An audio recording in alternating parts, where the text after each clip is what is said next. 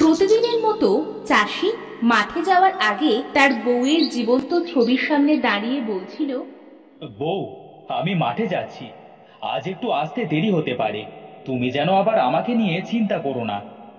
কেন কেন দেরি হবে শুনি? আমাকে রেখে আবার কারোর সাথে ইটিস পিটিস করতে হচ্ছে না? কি যে বলো না বউ, তোমাকে রেখে আমি কারোর সাথে কি কিছু করতে পারি বলো? সে আমার জানা আছে, যাও তো যাও, তবে তাড়াতাড়ি বাড়িতে ফিরবে এই বলে দিলাম। বউ, তুমি মরে গিয়েও পাল্টালে না, সেই আগের মতোই হয়ে রয়ে গেলে। আমি পাল্টালে তোমায় জ্বালাবে কে শুনি? হ্যাঁ বউ, তুমি যদি আজ বেঁচে থাকতে তবে কতই না ভালো হতো। তুমি ঝগড়া করলেও তুমি যে আমার বড্ড শখের বউ। বউ, ও বউ, আরে কোথায় গেলে শুনি? সারা দিন আমার পেছনে একটু সময় দেবে তা না, এদিক সেদিক ঘুরঘুর করে বেড়ায়। বলি কি হয়েছেটা কি শুনি? সারা দিন এত চিল্লাও কেন? সারাদিন কি তোমার পিছু পিছু ঘুরঘুর করলে চলবে? বাড়িতে যে এত কাজ পড়ে আছে সেটা কি তোমার দাদা এসে করবে? এই দেখো, এর ভেতরে আবার আমার দাদাকে টানছো কেন শুনি? তাদের দুষ্টু মিষ্টি ঝগড়ার মাঝে তাদের ছোট্ট মেয়ে সোনালি এসে বলল, বাবা, তোমরা সারা দিন টোনাটুনির মতো এত ঝগড়া করো কেন? কি আর করবো বল মা, তোর মায়ের যে নাড়িতে নাড়িতে ঝগড়ার দড়ি বাঁধা, দড়িটা ধরে টান দিলেই ফুরফুর করে তোর মায়ের পেট থেকে ঝগড়া বের হয়। মাথা মোটা বুইরা খাটাস, আমার পেটে ঝগড়ার দড়ি বাঁধা, আর তোমার মুখ খোলা বেলুনের মতো চুপসানো, তাই না? দুজনাই চুপ, অনেক ঝগড়া হয়েছে, এবার থামো তোমরা আর আমার কথা শুনো। চুপ, এবার আমার মাটা কি বলবে শুনি, বল দেখি। মা জানো, নদীর ওপারে মেলা বসেছে, রূপালী, ঝিনুক, সারা, সাইমা সবাই মেলায় গিয়ে চুড়ি, নেল পালিশ, ফিতা আরো কত কি কিনেছে। চলো না মা, আমরা তিনজন মেলায় যাই। আমার একমাত্র মেয়েটা মেলায় যাবার আবদার করছে, আমরা না গিয়ে থাকতে পারি? হ্যাঁ চলো, আজ আমরা মেলায় গিয়ে অনেক কিছু কিনবো। সোনালীর বাবা মা মেলায় যাওয়ার জন্য রাজি হওয়ায় সোনালী তো খুব খুশি হয়। তারা তিনজন একসাথে মেলায় যায়।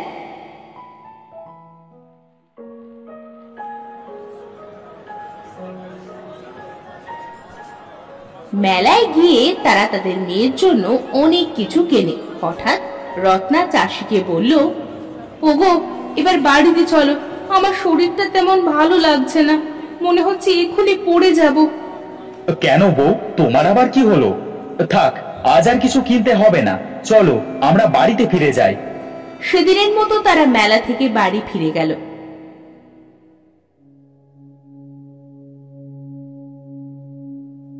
বাড়ি ফিরে রত্না মাথা ঘুরে নিচে পড়ে গেল। চাষি তার বউকে এভাবে পড়ে যেতে দেখে খুব ভয় পেল। বউ ওঠো, কি হলো তোমার? বউ, আরে ওঠো বউ। মা, ও মা, তোমার হঠাৎ কি হলো? বাবা, মাকে ঘরে নিয়ে চলো। চাষি তার বউকে সুস্থ করার জন্য অনেক চিকিৎসা করালো, কিন্তু কোনো মতেই চাষির বউ সুস্থ হচ্ছিল না। কয়েকদিন পরে চাষির বউ চাষিকে বলল, ওগো, আমি মনে হয় আর বাঁচবো না, আমার সময় মনে হয় শেষ হয়ে আসছে। না বউ, তোমার কিচ্ছু হবে না, আমি তোমাকে ভালো ডাক্তার দেখাবো, তুমি আবার সুস্থ হয়ে যাবে। আমার যদি কিছু হয় তাহলে আমার মেয়েটাকে ভালোভাবে দেখে রেখো। চাষির বউ কথা বলতে বলতে মারা গেল। চাষি ও তার মেয়ে সোনালী তো খুব ভেঙে পড়ল। কয়েকদিন পরে সোনালী তার বাবাকে বলল, বাবা, মা তো মারা গেল, বেশ কিছুদিন হলো, এভাবে আর মন খারাপ করে না থেকে এবার মাঠে যাও, অবহেলায় তো ক্ষেতের সব ফসল নষ্ট হয়ে যাবে। বাবা। হ্যাঁ মা, আমিও ভেবেছি কাল থেকে মাঠে যাব। তোর মা মারা যাবার পরে বাড়িটা বড্ড ফাঁকা লাগে রে। হ্যাঁ বাবা, আমার তো বাড়িতে একটুও ভালো লাগে না। হ্যাঁ রে মা, তোর মায়ের ঝগড়ার কথা খুব মনে পড়ে। তোর মা সারা জীবন ঝগড়া করুক, তারপরেও যদি আবার ফিরে আসতো। মরা মানুষ কি কখনো ফিরে আসে বাবা? যাও, এখন রাত হয়েছে, ঘুমিয়ে পড়ো। মাকে নিয়ে আর চিন্তা করো না।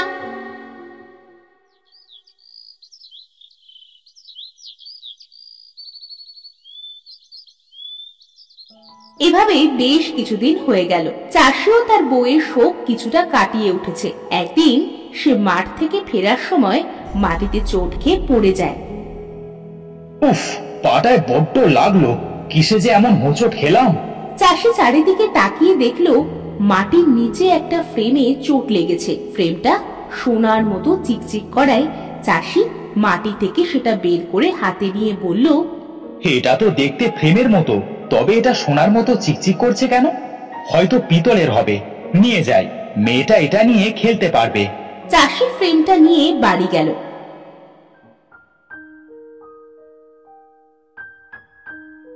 ফ্রেমটা বারান্দায় রেখে সোনালীকে বলল, মা সোনালী, আমাকে খাবার দে মা, খুব যে খিদা পেয়েছে। বাবা তুমি বসো, আমি তোমার জন্য এখনই খাবার আনছি। সোনালী তার বাবার জন্য খাবার আনলো। চাষি খেতে বসলো।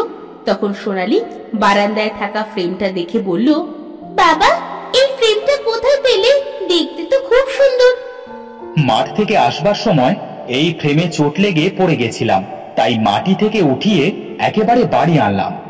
ভালো করেছো বাবা। মায়ের ওই ছবির পাশে দেয়ালে টাঙিয়ে দি বাবা।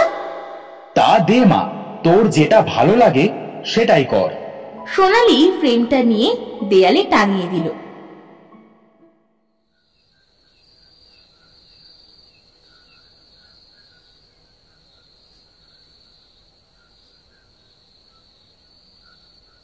সেদিন রাতে তারা বাবা মেয়ে ঘুমিয়ে পড়ল।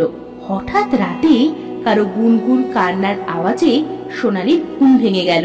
সে বিছানা থেকে উঠে চারিপাশ খুঁজতে লাগলো, কে এমন গুনগুন করে কাঁদছে। এত রাতে কে কাঁদছে এভাবে? কোথাও তো খুঁজেও পাচ্ছি না। একবার বাইরে গিয়ে দেখি, কিন্তু এত রাতে বাইরে যাওয়া কি ঠিক হবে নাকি? না, গিয়েই দেখি। সোনালী বাইরে এসে দেখে তার বাবার পাওয়া সেই ফ্রেমটা দিয়ে চারিদিকে উজ্জ্বল আলো রশ্মি ছড়িয়ে পড়েছে, আর সেখান থেকে গুনগুন আওয়াজে কেউ যেন কাঁদছে। সোনালী তো ভয় পেয়ে দৌড়ে ঘরে গেল। ঘরে গিয়ে তার বাবাকে বলল, বাবা বাবা ওঠো তাড়াতাড়ি, বাইরে চলো, ওঠো বাবা, ও বাবা চোখ খোলো। কি রে মা, এত রাতে এভাবে ডাকছিস কেন? বাইরে যাবি নাকি? না বাবা, তুমি যে ফ্রেমটা এনেছিলে সেটা থেকে কে যেন কাঁদছে। চলো বাবা গিয়ে দেখো ফ্রেম থেকে কিভাবে আলো জ্বলছে। তারা দুজন বাইরে এসে দেখে ফ্রেমটি তখনও কাঁদছে। হ্যাঁ, এত আলো, আর এই ফ্রেমের ভেতর থেকে কেই বা কাঁদছে? কেউ যদি ফ্রেমের ভেতরে থাকো তবে দয়া করে বাইরে বেরিয়ে এসো। আমি যুগ যুগান্তর ধরে এই ফ্রেমের ভেতরে বন্দি আছি, কেউ আমাকে মুক্ত করতে আসেনি। কিন্তু তুমি কে, আর কেনই বা এই ফ্রেমে বন্দি আছো? আমি একটা জাদুকরী আত্মা। আমি তোমাদের এই দুনিয়ায় ঘুরতে এসেছিলাম। এই ফ্রেমটা আমার খুব পছন্দ হয়েছিল। এর ভেতরে ঢুকে আমি আর বের হতে পারিনি, তাই এতদিন এই ফ্রেমেই বন্দি ছিলাম। আত্মা, দয়া করে আমাদের কোনো ক্ষতি করো না। আমি তোমাদের কিছুই বলবো না। তোমরা আমাকে এই ফ্রেম থেকে মুক্ত করো, আমি আমার দুনিয়ায় ফিরে যাই। কিন্তু আমরা তোমাকে কিভাবে মুক্ত করব? ফ্রেমের ঢাকনাটা খুলে দিলেই আমি মুক্ত হয়ে যাব। আচ্ছা, আমি তোমাকে এক্ষুনি মুক্ত করে দিচ্ছি। চাষি গিয়ে ফ্রেমের ঢাকনাটা খুলে দেওয়ার সাথে সাথেই বন্দি আত্মাটা বেরিয়ে এলো। এতদিন পরে আত্মাটি মুক্তি পেয়ে খুব খুশি হলো। সে খুশি হয়ে চাষিকে বলল, আজ আমি খুব খুশি। জানো, আজ কত বছর পরে আমি মুক্ত বাতাসে শ্বাস নিচ্ছি। আজ আমার এই খুশির দিনে তোমাদের যে কোনো একটা ইচ্ছে আমি পূর্ণ করব। বলো তোমরা কি চাও? আমার তো তেমন কিছুই চাইবার নেই, তবে তুমি যদি আমার এই বউটাকে আবার ফিরিয়ে দিতে পারো তবে আমি খুব খুশি হব। মরা মানুষ তো আর ফিরে আসতে পারে না, তাই তোমার বউকেও আমি ফিরিয়ে দিতে পারবো না, তবে তোমার বউকে এর ভেতরে জীবন্ত করে দিতে পারি। মানে আমি ঠিক তোমার কথা বুঝলাম না। মানে তোমার বউ এই ছবির ভেতর থেকে সব দেখতে পাবে, শুনতে পাবে, এমনকি তোমাদের সাথেও সরাসরি কথা বলতে পারবে। ওমা, তাই নাকি? বাবা, তাহলে তো আমি আমার মাকে আবার ফিরে পাবো। হ্যাঁ মেয়ে। আত্মাটি এ কথা বলেই ছবির ভেতরে চাষির বউকে জীবন্ত করে দিয়ে তাদের কাছ থেকে বিদায় নিয়ে চলে গেল। আর এদিকে চাষির বউ ছবি থেকে বলল, কি গো, আমায় আবার জাগালো কে? বউ, তুমি সত্যি কথা বলছো? তোমাকে তো ওই ভালো আত্মাটি জাগিয়েছে। চাষি তখন তার বউকে সব বলল। সব শুনে চাষির বউ বলল, খুব ভালো হয়েছে, এ কয়দিন ঘুমিয়ে থেকে তুমি কি করেছো আমি কিছুই দেখতে পারিনি, আজ থেকে আবার দেখতে পাবো। মা সোনালি, দেখ তোর মা আবার আমার সাথে ঝগড়া শুরু করেছে, দেখছিস মা? তোমরা সারা জীবন ঝগড়া করো, তারপরেও আমরা যে সবাই আবার এক জায়গায় হয়েছি, এতেই যে আমি অনেক অনেক খুশি হয়েছি। আমার মা আমার কাছে ফিরে এসেছে, এটাই অনেক। এভাবে চাষি তার মেয়ে আর তার বউয়ের জীবন্ত ছবি নিয়ে সুখে দুঃখে দিন কাটাতে লাগলো।